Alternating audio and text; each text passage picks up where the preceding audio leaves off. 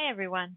One of the most frequent questions I get asked as an instructor and a tutor is tips for studying. So, we're going to spend a few minutes talking about what I think is helpful, as well as what I find to be detrimental to productive studying.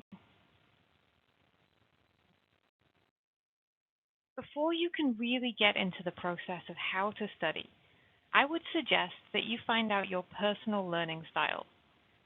Now, you may already have some ideas about what works for you, but if not, there are a lot of short questionnaires available that will help to point you in the right direction.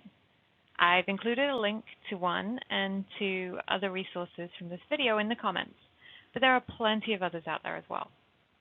Now, while psychologists may disagree over exactly how many learning styles there are, most would agree on these four broad categories. If you're a visual learner, you do well with pictographic representations of the material, and so you'll probably benefit from things like charts or graphs, graphic organizers, or even your professor's PowerPoint slides if they have them.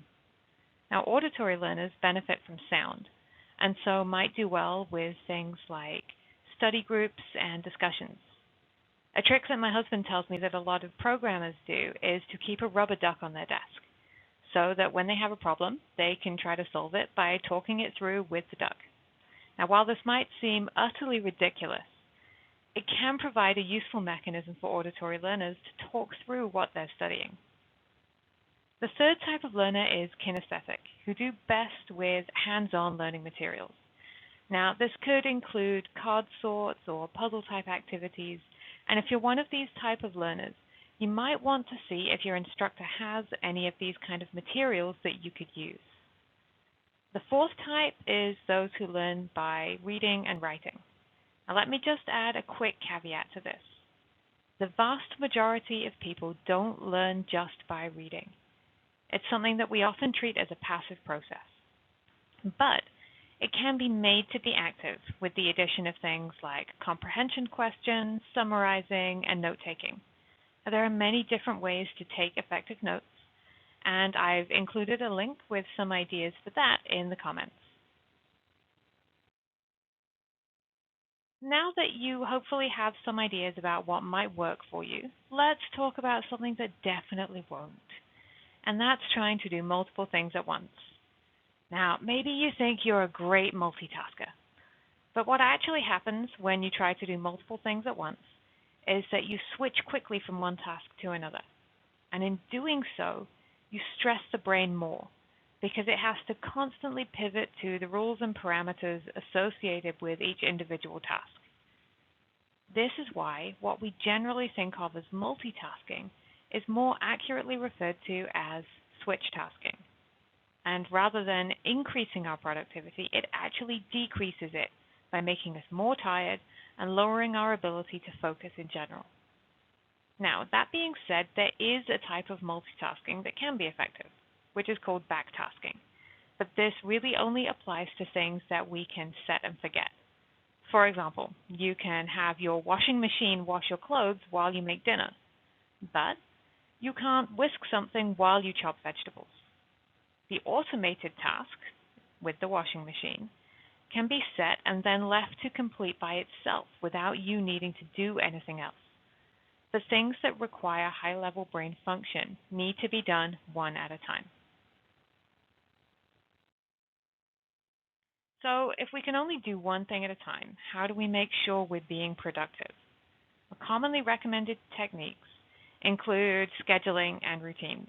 Now, if you're like me and you know you work well with schedules and plans, this is probably not that big a deal for you. But if you consider yourself to be a more spontaneous person, you might be absolutely cringing at the idea of scheduling your time. So let me take a moment to tell you why this is thought to be a helpful thing to do.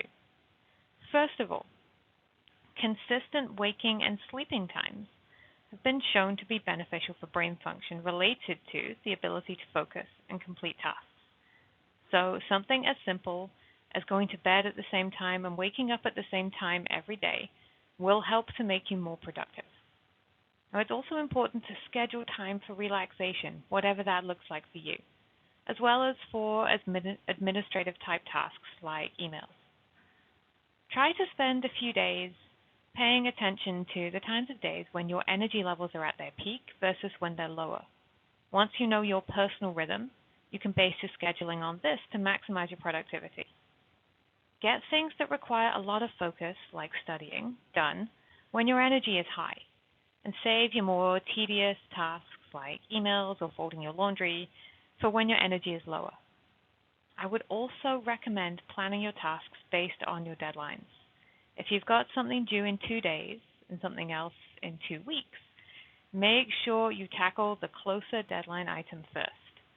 Crossing it off your list of tasks will give you a sense of accomplishment at meeting a goal, and it will free up your brain by not having to remember what is or isn't done yet. With all of this in mind, a study method that's gained a lot of traction recently is the Pomodoro method, named after those old school tomato-shaped kitchen timers. The idea is that you completely focus on a single task for 25 minutes with absolutely no distractions. After those 25 minutes are up, whether you finish the task or not, you take a 5-minute break. Now, this is one Pomodoro. After your break, you go on to the next task, again giving it your complete dedicated focus for 25 minutes, and then another 5-minute break. Once you've done 4 of these 25-minute sessions, or Pomodori, like this, you take a longer 30-minute break. Now, there are a lot of tools available to help you schedule and manage, such as this one from pomofocus.io, which I've included a link to in the comments. In this app, you can note down each task you need to complete, and you can allocate as many of your 25-minute Pomodoro sessions as you think you need to get it completed.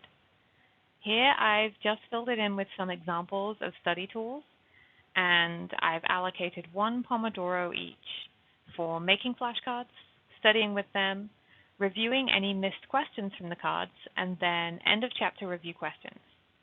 Now, if you don't get a task finished in the time you allotted, that's absolutely okay. Put it back on your list when you have a break, and come back to it for another Pomodoro later on. You absolutely don't need to use a tool or app like this if you don't want to. It works just as well with a paper list and a timer. Just make sure you keep track of what's done. I do have a couple of recommendations for using this particular method. First of all, be conscious about limiting your distractions. Putting your phone in Do Not Disturb or airplane mode is a great way to make sure you're not getting notifications while you're trying to focus. Second, make sure you have a piece of paper and a pen with you so that if any thoughts come up that might cause a distraction, like an email you need to send or something you need to add to your grocery list, you can just jot it down and move on.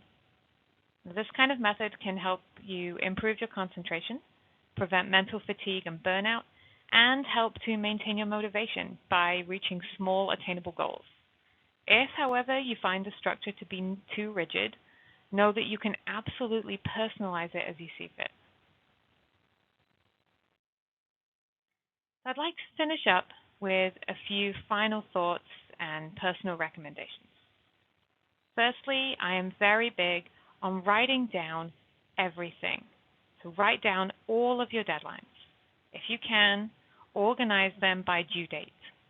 Now, keeping this list will help with planning your Pomodoro sessions, and checking things off a list is known to contribute to a sense of accomplishment, which will help you to stay motivated about your studying. I recommend doing some studying every day, but I understand that blocking out several hours every day is not realistic for most people, since we've all got jobs, families, lives, and other things that also require our time and attention. With that in mind, it's important to keep your schedule balanced, which might look like dividing your time up something like this.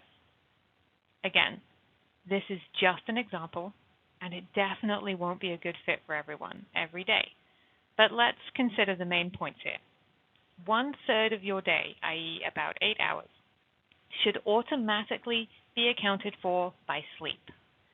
Sleep deprivation is a surefire way to struggle with everything else that you need to get done. So make sure that you're being realistic about how much sleep your body really needs. You'll also note that the amount of time allocated for assignments and studying is each the same as that spent in class. Now, at the college and university level, typical recommendations are 2 to 3 hours of personal studying time for every hour spent in class.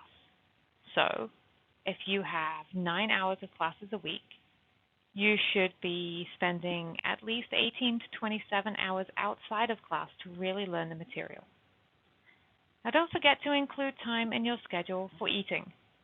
It's often tempting to eat while we do something else. But as we mentioned earlier, multitasking is a myth, and eating while we study is just another distraction. Eating while we do something else, even if it's something like watching TV, for example, causes us to be less mindful of what we're eating, which typically causes us to eat more than we need, since we're not really paying attention to it.